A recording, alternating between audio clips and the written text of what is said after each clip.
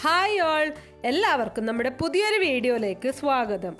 വാസ്തുശാസ്ത്രവും ജ്യോതിഷവും അനുസരിച്ച് വെള്ളി ഗ്രഹങ്ങളായ ചന്ദ്രനും വ്യാഴവുമായി ബന്ധപ്പെട്ടിരിക്കുന്നു. വെള്ളി കൊണ്ട് നിർമ്മിച്ച ആഭരണങ്ങൾ ധരിക്കുന്നത് ധാരാളം ആരോഗ്യ ഗുണങ്ങൾ നൽകുന്നുണ്ട്. ഈ ലോഹം നമ്മുടെ ശരീരത്തിൽ നിന്ന് വിഷവസ്തുക്കളെ നീക്കം ചെയ്യാൻ സഹായിക്കുന്നുവെന്നും ജലത്തെയും കഫ അനുപാതത്തെയും തുലനം ചെയ്യുന്നുവെന്നും പറയപ്പെടുന്നു.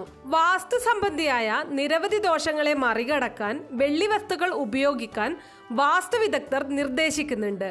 ഇന്നത്തെ വീഡിയോയിൽ നമ്മൾ പറയാൻ പോകുന്നത് അതിനെക്കുറിച്ചാണ്.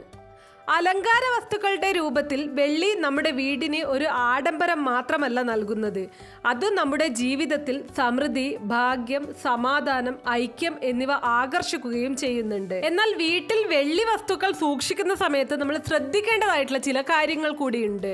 വെള്ളി ആഭരണങ്ങൾ, വസ്തുക്കൾ എന്നിവ വീടിന്റെ വടക്കേ കോണിൽ നിർമ്മിച്ച ഒരു ലോക്കറിന്റെ പടിഞ്ഞാറ് അല്ലെങ്കിൽ തെക്ക് ഭാഗത്ത് വേണം സൂക്ഷിക്കാനായിട്ട്.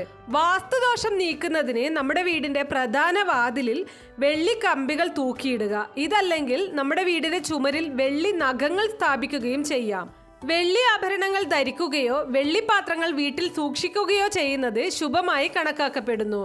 ഭാഗ്യം ആകർഷിക്കുന്നതിനായി വെള്ളിപ്പാത്രത്തിൽ വെള്ളം നിറച്ച് വെള്ളി കൊണ്ട് നിർമ്മിച്ച ഒരു ജോഡി മത്സ്യങ്ങളെ വയ്ക്കുക.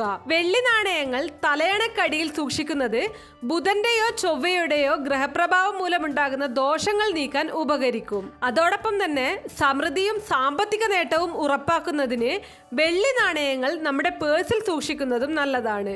നിങ്ങളുടെ മനസ്സ് എല്ലായ്പ്പോഴും അസ്വസ്ഥമാണെങ്കിൽ വെള്ളി നിങ്ങൾക്ക് പ്രയോജനപ്പെടുത്താം. മനസ്സ് സാധാരണയായി അസ്വസ്ഥമാകുന്നുവെങ്കിൽ ഒരു വെള്ളി മോതിരം ധരിക്കുന്നത് നിങ്ങൾക്ക് ഗുണം ചെയ്യും.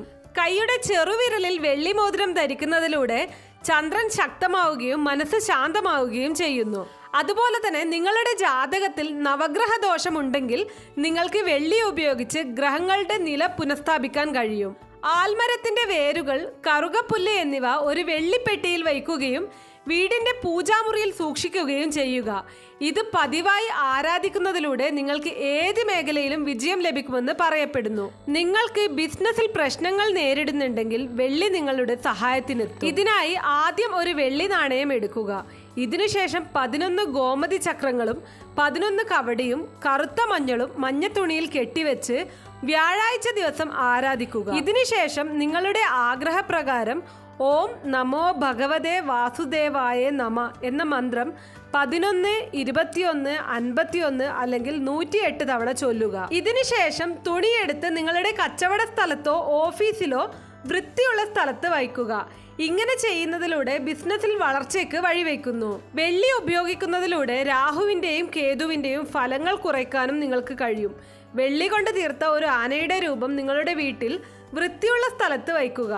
ഇത് ചെയ്യുന്നതിലൂടെ രാഹുകേതുവിന്റെ പ്രശ്നം ക്രമേണ കുറയുമെന്ന് വിശ്വസിക്കപ്പെടുന്നു.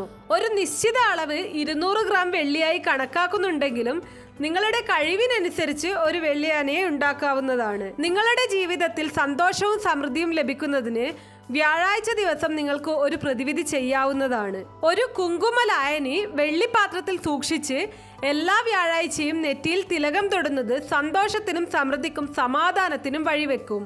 എന്നാൽ ഇത് ഏതെങ്കിലും ഒരു വ്യാഴാഴ്ച മാത്രം ചെയ്താൽ പോരാ.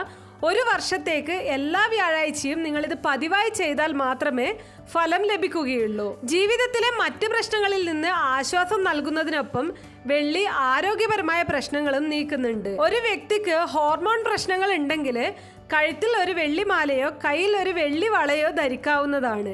ഇത് ചെയ്യുന്നതിലൂടെ വ്യക്തിയുടെ എല്ലാ ഹോർമോൺ പ്രശ്നങ്ങളും നീക്കം ചെയ്യപ്പെടുമെന്നാണ് പറയുന്നത്. കേരളത്തിന് പുറത്തേക്ക് മറ്റ് പല സംസ്ഥാനങ്ങളിലും നോക്കിക്കഴിഞ്ഞാൽ സ്വർണത്തേക്കാൾ പ്രാധാന്യം വെള്ളിക്ക് നൽകുന്നത് നമുക്ക് കാണാൻ കഴിയും. ഇതിന്റെയൊക്കെയും കാരണം വെള്ളിക്കുള്ള ഇത്രയും വലിയ ഗുണങ്ങൾ തന്നെയാണ്.